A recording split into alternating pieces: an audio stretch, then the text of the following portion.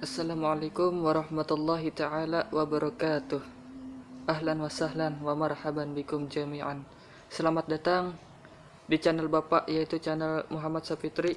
Kali ini Bapak akan mengajar kalian murid-murid, karena ada tugas dari kampus Bapak, yaitu Stay Al-Falah, untuk mengajar di SMPN 9 ini, untuk menggantikan pengajar kalian, yaitu Ibu Lia, selama 3 minggu ke depan insyaallah. Semoga kalian betah belajar dengan Bapak. Semoga 3 minggu ke depan pelajaran kita menyenangkan dan juga bermanfaat. Amin amin ya rabbal alamin. Assalatu wassalamu ala asyrafil anbiya wal mursalin sayyidina Muhammadin wa ala alihi wa sahbihi ajma'in.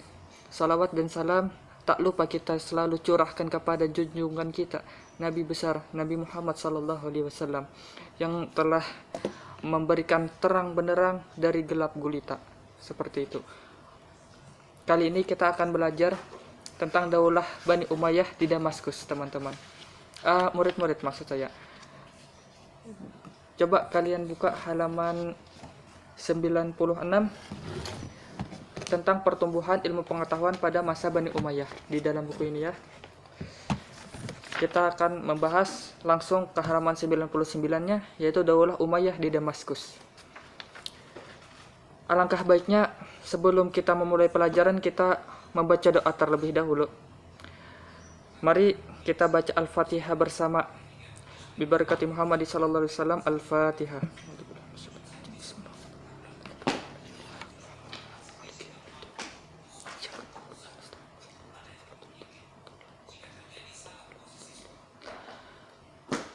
Amin amin. Semoga dengan berkat surah Al-Fatihah kita dimudahkan dalam pembelajaran, diberikan ilmu yang bermanfaat lagi berberkah. Baik, mutiara khazanah Islam yang pertama yaitu adalah Daulah Umayyah di Damaskus. Daulah Bani Umayyah berdiri selama 90 tahun. Mulai dari 40 Hijriyah sampai 132 Hijriyah. Pendirinya bernama Muawiyah bin Abi Sufyan bin Harb bin Umayyah. Daulah Umayyah menjadikan Damaskus sebagai pusat pemerintahannya. Kalian pasti tahu bahwa saat ini Damaskus menjadi ibu kota negara Suriah. Sebagai pendiri Daulah Bani Umayyah, Muawiyah bin Abu Sufyan sekaligus menjadi khalifah pertama. Adapun secara lengkap, para khalifah Bani Umayyah adalah sebagai berikut. Yang pertama adalah Muawiyah bin Abu Sufyan, kemudian Yazid bin Muawiyah, Muawiyah bin Yazid, Marwan bin Hakam, Abdul Malik bin Marwan, Al-Walid bin Abdul Malik, Sulaiman bin Abdul Malik, Umar bin Abdul Aziz. Nah, di sini ada idola Bapak ini, Umar bin Abdul Aziz ya. Nanti kita ceritakan sedikit. Kemudian Yazid bin Abdul Malik, Hisam bin Abdul Malik, Walid bin Yazid, Yazid bin Walid, Ibrahim bin Walid, Marwan bin Muhammad. Jadi di sini sistemnya itu adalah monarki ya, sistem kerajaan atau turun-menurun di dalam pemerintahan. Bukan seperti negara kita, yaitu sistem demokratis.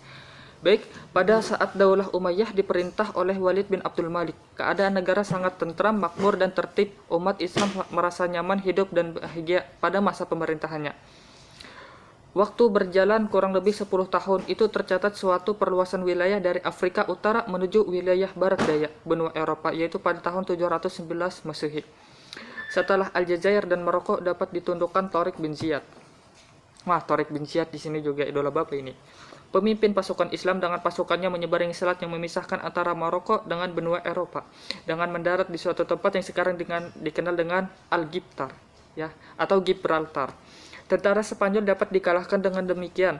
Spanyol menjadi daerah perluasan selanjutnya, dan Cordoba menjadi tempat markas Bani Umayyah. Di zaman Khalifah Umar bin Abdul Aziz, nah ini adalah khalifah idola Bapak ini. Perluasan wilayah dilakukan ke Perancis melalui pegunungan Pyrenea. Misi ini dipimpin oleh Abdurrahman bin Abdullah Al-Ghafiqi dengan keberhasilan perluasan wilayah ke beberapa daerah, baik di timur maupun di barat.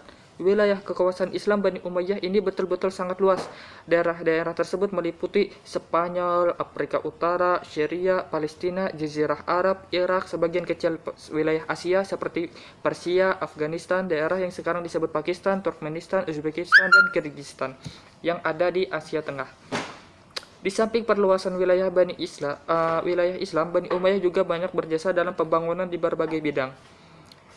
Muawiyah bin Abu Sufyan mendirikan dinas, pos, dan tempat-tempat tertentu dengan menyediakan kuda yang lengkap dengan peralatannya di sepanjang jalan. Dia juga berusaha menertibkan angkatan bersenjata dan juga mencetak mata uang. Jadi di dalam masa Bani Umayyah ini begitu pesat perkembangan Islam ya, terutama tentang wilayahnya. Itu adalah hikmah kenapa sistem khalifah berat cuma sekitar 30 tahun, kemudian dilanjutkan oleh sistem monarki atau sistem kerajaan, karena sesuai sabda Nabi bahwasanya sistem kekhalifahan hanya berumur 30 tahun.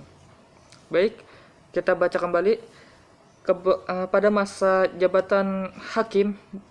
Pada masa Bani Umayyah, jabatan khususnya seorang hakim atau qadi mulai berkembang menjadi profesi tersendiri. Qadi adalah seorang ahli di bidang kehakiman. Abdul Malik bin Marwan mengubah mata uang Bizantium dan Persia yang dipakai di daerah-daerah yang dikuasai Islam itu untuk mencetak uang tersendiri pada tahun 659 Masehi dengan memakai kata-kata dan tulisan Arab. Khalifah Abdul Malik bin Marwan juga berhasil melakukan pembenahan administrasi pemerintahan dan memberlakukan bahasa Arab sebagai bahasa resmi administrasi pemerintahan Islam. Jadi di dalam buku ini cuma dijelaskan beberapa pemerintahan khalifah beberapa pemimpin di Bani Umayyah ya, seperti Walid bin Abdul Malik, Umar bin Abdul Aziz, dan juga yang tadi yaitu Abdul Malik bin Marwan. Mungkin karena tiga itulah yang paling berkesan di dalam Bani Umayyah, karena itu dijelaskan tiga itu yang di dalam buku ini, termasuk dan juga pemimpinnya yaitu Umayyah bin Abu Sufyan. Selain kemajuan dalam bidang pemerintahan, ilmu pengetahuan pun dikembangkan pada masa itu. Perkembangan ilmu pengetahuan tersebut meliputi ilmu agama seperti Al-Quran, hadis, fikih, ilmu sejarah, geografi, ilmu pengetahuan bidang bahasa seperti nahwu, sorof, balaghah, tambahan ya kan. Kemudian bidang ilmu filsafat, mantik, kimia, astronomi, ilmu hitung, dan ilmu yang berhubungan dengan itu, serta ilmu kedokteran. Luar biasa pada dinasti Bani Umayyah ini ya. Hanya saja sangat disayangkan pada pemerintahan pada pemerintahan Abdurrahman Ad-Dakhil.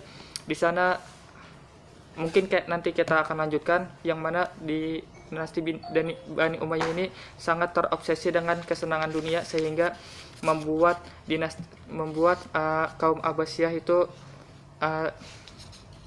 kontrak dengan Bani Umayyah, sehingga diambil Bani Umayyah menjadi Bani Abbasiyah. Kurang lebih seperti itu penjelasan dari Bapak, semoga dapat dipahami. Terima kasih atas partisipasinya dan perhatiannya.